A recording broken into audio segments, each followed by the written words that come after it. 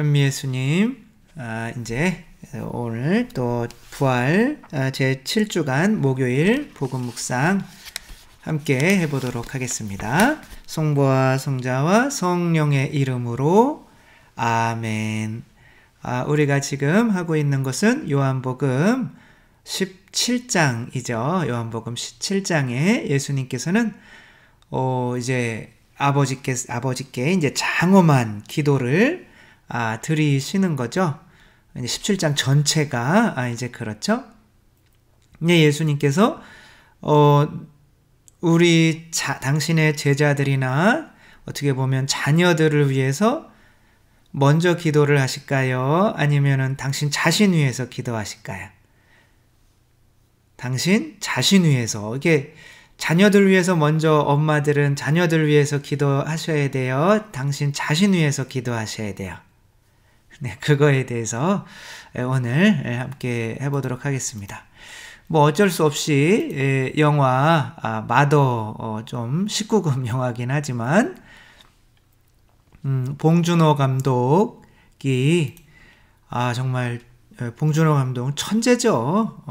뭐 그 아카데미 상도 이제 받으시고 그 양반이 한 영화 마더 이 어머니라는 존재에 대해서 이제 자기 자신이 그동안 살아오면서 어떻게 보면 느끼고 했던 우리 엄마들의 모습을 조금 이제 좀 잔인하고 극단적으로 이제 표현을 했죠. 이제 엄마들은 자녀를 이렇게 사랑하죠. 근데 이 자녀는 이제 조금 바보예요. 근데 이제 바보라는 소리를 들으면 이제 화를 엄청 내죠. 이 엄마는 이제 자녀에게 이렇게 한약을 먹으라고 이렇게 주는 정말 자식밖에 모르는 자기는 다쳐도 자식밖에 모르는 엄마죠. 처음 이제 장면이 이제 뭐 약초를 이렇게 작두로 쓰는 장면인데 어떻게 보면 자기가 손가락이 탁 어떻게 다쳤는데 아이가 이제 개를 차가 치고 지나가거든요. 근데 이제 아이가 다쳤는지 알고 막 우리 애기 피나 그랬는데 옆에 아줌마가 그거 아줌마 손가락에서 나는 피예요. 이렇게 말하죠. 상징적이죠. 우리 엄마들은 자기가 아파도 우리 아이가 먼저 아픈 줄 알고 이제 그런 게 이제 왜 이거 할 때마다 콧물이 나오나 모르겠네요. 이제 끊고 코를 풀고 해야 되는데 이게 죄송합니다. 그리고 이제 그렇게 근데 그게 진짜 사랑일까라고 이제 봉준호 감독이 이제 생각을 하는 거죠. 이 아이가 이제 한 중학생인가를 이제 죽인 살인범으로 몰려요. 거기에 이제 그 골프공에 자기 이름 쓰여 있는 그 골프공이 그 아이 죽어 있는 곳에서 발견이 되죠. 근데 엄마는 아들이 죽였다고 생각을 할까요? 절대 안 할까요? 절대 안 하죠. 우리 아이가 얼마나 착한 아이인데. 그 세상에서 엄마들은 이제 자기 아이들을 이제 착하다고 보죠. 근데 이제 이 아이가 야 아이도 나는 절대 죽인 적이 없다 이렇게 이야기를 하니까 엄마가 이제 스스로 나서서 이 아이의 누명을 이제 씌워주려고 하죠. 누명을 씌워주는 게 아니라 누명을 벗기려고 하는 거겠죠. 엄마가 누명을 씌워주면 안 되겠죠. 그래서 이제 이 아이가 이제 함께 놀던 어떻게 보면 이용해 먹은 거죠. 그 주인공이 진군가 뭐 아무튼 그 사람의 집에 들어가 봤더니 골프채에 이렇게 피가 묻어져 있는 거예요. 그러니까 얘가 죽였을 힘이 틀림없다. 그러면 이제 엄마가 이 비닐 장갑 낀 거 보세요. 이게 이제 근 증거를 근데 나중에 경찰서 가봤더니 이제 그 피자국이 아니라 이 여자친구가 여기다 대고 노래를 막 이렇게 대고 노래를 막 부르다 보니까 립스틱이 묻은 건데 이제 어떻게 보면 내 아이는 좀 살아도 내 아이의 친구는 죽어도 어떻게 보면 좋다는 거죠. 그러니까 이제 뭐 그런 거죠. 내 아이가 1등 하려면 다른 아이들은 1등씩 다 뒤로 밀려야 되잖아요. 그러니까 내 아이가 1등 하는 거는 좋지만 다른 아이들이 1등씩 밀리는 것에 대해서는 생각을 안 하는 거죠. 그러니까 그게 이제 mother, 엄마. 이게 진짜 엄마의 사랑인가? 이거를 한번 보는 거죠. 근데 이제 그렇게 안 되니까 이 아이가 이제 한 사람이 의심스럽다는 거예요.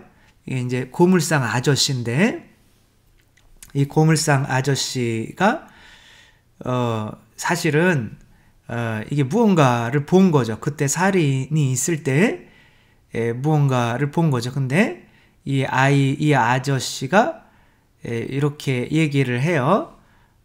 내가 그때 그냥 곰을 줍다가 그냥 그 폐가에서 자고 있었는데 어떤 바보같이 생긴 애가 이렇게 그 여자아이를 바보야 그러니까 이제 얘도 돌로 이렇게 확 던졌는데 그게 머리를 맞아서 죽은 거죠. 그러니까 이 사람을 통해서 이제 진짜 범인이 자기 아들이라는 걸 아는 거죠. 근데 이제 이 엄마는 아들이 내 아들이 아니다 그러고 있었으니까 신고해야겠네. 내가 유일한 증인인데 이제 이렇게 신고하려고 전화기를 드는데 신고하면 자기 아들이 이제 영원히 살인자로 못 나오잖아요. 그러니까 이 엄마가 이 할아버지를 또 살해를 해요. 잔인하죠. 근데 이제 좀 자극적인 게 기억에 이제 많이 남아서 꿈속에 나타나서 악몽을 꾸게 될 수도 있는데 그냥 그래서 그러면서 이제 그 집을 이제 불살라 버려요. 근데 이제 아들이 이제 풀려나죠. 증거 불충분으로. 그리고 이제 다른 더 바보 같은 아이가 이제 자기가 죽였다고 하는 거예요. 그러니까 이제 이 엄마는 이제 그 아이가 범인이 아닌 거를 알면서도 자기 아이를 그래도 구해내야 되니까 이렇게 한 거죠. 그러니까 이 아이가 이렇게 이야기를 해요. 여기서 이제 눈이 굉장히 중요한 위치를 차지하는데 지금 한쪽 눈이 멍들어 있죠. 그러니까 엄마가 나 5살 때 농약 바카스에 넣어서 먹이려고 했잖아. 그러니까 그거는 엄마가 얼마나 힘들었으면 그랬겠니. 너 죽이고 나도 죽으려고 그렇게 했었던 거야. 근데 이제 아이는 상처를 받아 있는 거죠. 그러니까 근데 나부터 먹였잖아. 이제 이것은 이 부모가 엄마가 아이한테 잘못하는 것도 특별히 없고 아이를 키워주는데도 왠지 아이한테 빚진 것 같아서 미안하고 그래서 어떻게 보면 더 잘해줘야 되는 입장인 건데 왜 자기까지 보살피지 않으며 자기가 살인자가 돼가면서까지도 아이를 위해서 그렇게 희생을 하는 것이 맞냐? 그런 의미거든요. 그러면 이 아이가 그 할아버지 집에 가서 이제 불이 다 탔죠. 거기서 이 엄마의 침통을 찾아내요. 이 침통도 상당히 이제 중요한 어떠한 그 의미가 있는데 이거는 기억을 지워버린다는 의미가 있는 거예요. 허벅지에 자기만 아는 어디인가에 찌르면 기억이 없어지는 거예요. 이 엄마는 기억을 지우고 싶었는데 이 아이는 그거를 갖다 주면서 그러니까 이 아이한테 엄마가 이용당한 거죠. 이 아이는 바보가 아니었던 거죠. 그러면 이 엄마가 자기한테 죄책감 가지고 있는 것을 이용해서 이제 그것을 잊지 말라고 하는 거죠.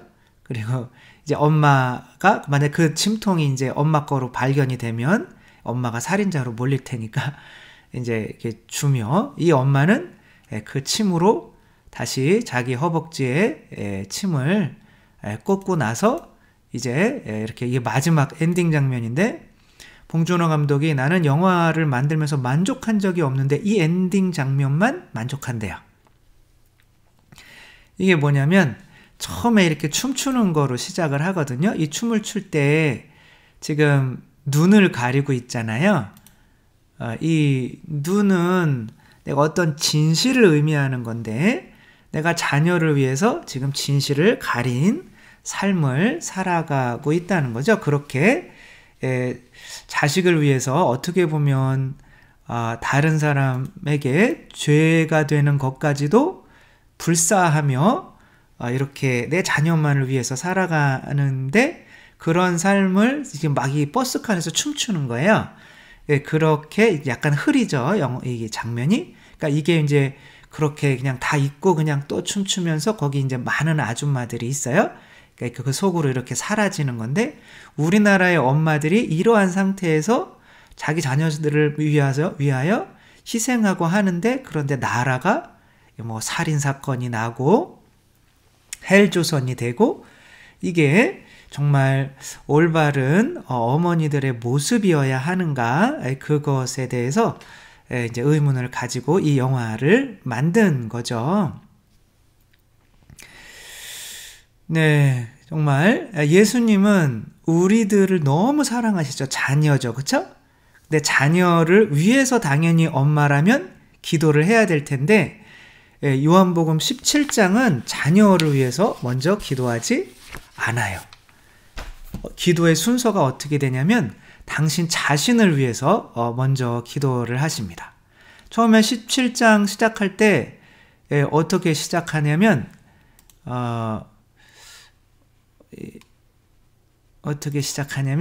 아들이 아버지를 영광스럽게 하도록 아버지의 아들을 영광스럽게 하십시오. 이렇게 얘기를 해요.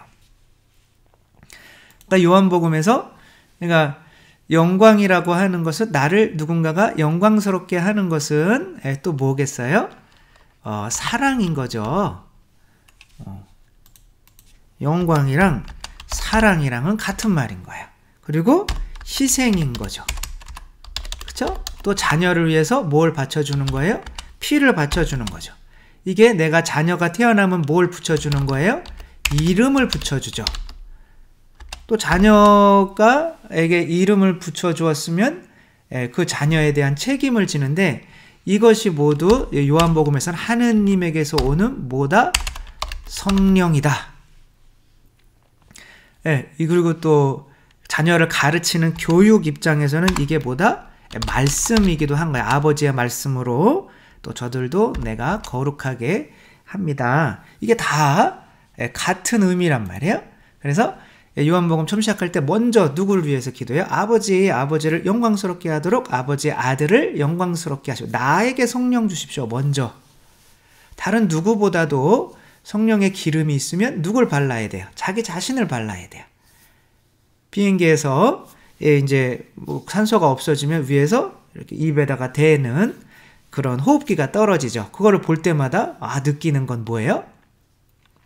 떨어지면 옆에 아이가 있으면 아이 먼저 엄마는 사랑해서 아이 먼저 이렇게 끼워줘야 되는데 항상 거기 교육에서는 누구 먼저 끼라고 그래? 엄마 먼저. 애는 지금 숨 막혀 죽으려고 하고 있는데 엄마 먼저 끼워야 돼요. 왜냐하면 엄마가 살아야 또 이렇게 좀 안정된 마음으로 이제 자녀도 이렇게 끼워줄 수가 있는데 엄마가 막 호흡이 막 차 죽으려고 막 하면서 아이 먼저 살려야 돼. 이게 사랑이 아니라는 거죠.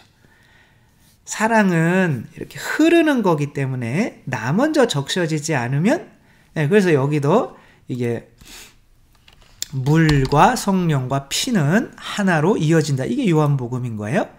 이 모든 것이 다 성령인 거예요. 근데 그 성령을 나 먼저 적셔야 되는 거예요. 근데 내 자녀가 있는데 또 모르는 옆집 자녀한테 먼저 해야 되나요? 그건 아닌 거죠. 그러니까 예수님께서 어제는 또 누굴 위해서 기도해요? 당신의 제자들을 위해서 기도해요. 그 다음에 오늘은 누구를 위해서 기도하는 거예요? 당신의 제자들을 통해서 또 믿게 된 사람들을 위해서 기도하는 거죠. 그러니까 먼저 사제라면 사제가 신자들 위해서 기도해야 돼요? 자기 자신을 위해서 기도해야 돼요? 자기 자신한테 은총 달라고 먼저 기도해야 되는 거예요. 그 다음에는 어떻게 해야 돼요? 봉사자들 위해서 기도해야 되는 거죠. 그 다음에는 어떻게 돼요? 그 봉사자들 때문에 믿는 본당 전체의 신자들을 위해서 기도해야 되는 거죠. 그러니까 이게 순서라는 거예요. 저는 고등학교 때가 아니라 신학교 들어와서 어떤 분이 이러한 말을 하셨어요. 저는 이게 이제 신학교에서도 들어오면 힘들고 이렇게 어려워하는 사람들이 이제 신학생인데도 많이 있잖아요. 근데 저는 기도 시간을 안 뺏기려고 순서를 정해놓은 거죠. 이 기도 시간에는 누가 죽어도 뭐 그런 정도는 아니겠지만 그렇게 되면 뭐 기도를 때려치고 이렇게 죽는 사람 도와줘야죠. 근데 이제 내가 성령으로 먼저 충만하지 않으면 내가 있어야 줄 거 아니에요, 뭔가를. 그렇죠? 그러니까 부모님이 먼저 행복하지 않은데, 성령으로 행복하지 않은데 자녀들을 위해서 계속 잘해주려고 놀러 다니고 뭐 이렇게 자녀들만을 위해서 하면 자녀들이 나중에 힘들어, 너무 힘들어서 이제 엄마 아빠한테 그 은혜에 감사하는 게 아니라 자기를 장난감처럼 키운 것 때문에 부모들이 그렇게 많이 고생을 했으면서도 사랑을 받지 못하죠. 그래서 이 고추대가 있잖아요. 그게 나한테 그러는 거예요. 아니, 형제들이 쓰러져 가는데 혼자만 그렇게 뻣뻣이 있다가 하늘나라 가면 하느님께서 잘했다고 칭찬해 주실 것 같냐? 저한테 그러는 거예요. 그거 맞죠? 옆에서 쓰러져 가는 사람이 있으면 도와줘야죠. 근데 내가 도와주려면 내가 먼저 서야 되는 거죠. 이 고추를 세우는데, 이 고추 세우는 이 나무들이 있잖아요. 그쵸? 근데 이걸 세우려고 하는데 얘네들이 막 쓰러지려고 해요. 근데 이 나무도 고무줄처럼 막 휘청휘청거려요. 그럼 그게 쓸모가 있을까요? 없죠.